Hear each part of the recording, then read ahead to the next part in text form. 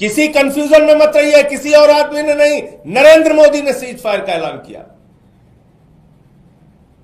कोई विदेश सचिव सीज फायर का ऐलान नहीं करता। इतनी सामान्य समझ सबको होनी चाहिए। भले ही भक्त विदेश सचिव और उनके परिवार को गाली दे रहे हैं, उनकी समझ छोटी हो सकती है। यह निर्णय नरेंद्र मोदी का था। नरेंद्र मोदी ने सीज फायर डिक्लेयर किया। और क्या कहा कल अपने संबोधन में मोदी जी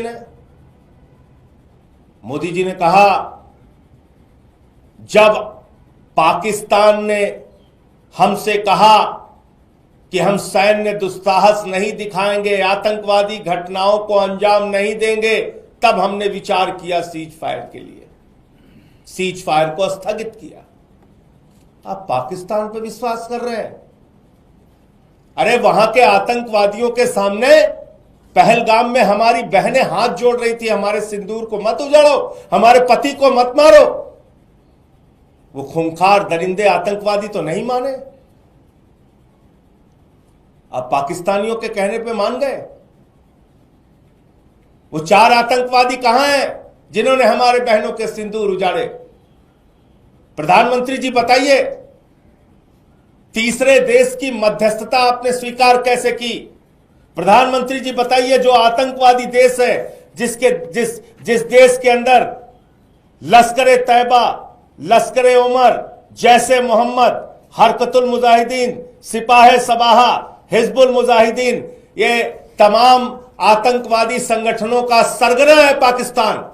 आतंकवादियों का प्रमुख देश है पाकिस्तान। आतंकवादियों की पनाहगाह है पाकिस्तान। आप उस पाकिस्तान के ऊपर भरोसा कर रहे हो।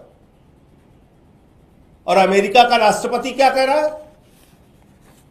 अमेरिका का राष्ट्रपति कह रहा है, भारत और पाकिस्तान दोनों महान देश हैं।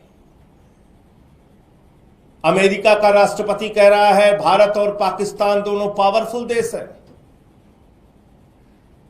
अमेरिका का राष्ट्रपति कह रहा है कि हमने व्यापार बंद करने की धमकी दी दोनों देशों को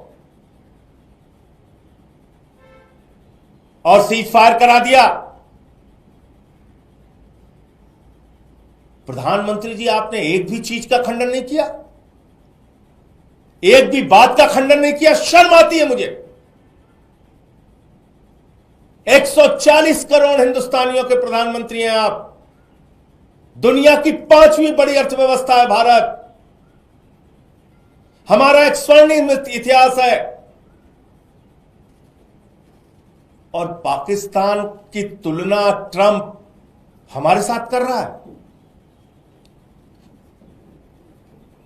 140 करोड़ हिंदुस्तानियों के देश को पाकिस्तान के बराबर लाके खड़ा कर दिया ट्रंप ने, और आपके मुंह से एक शब्द नहीं निकला।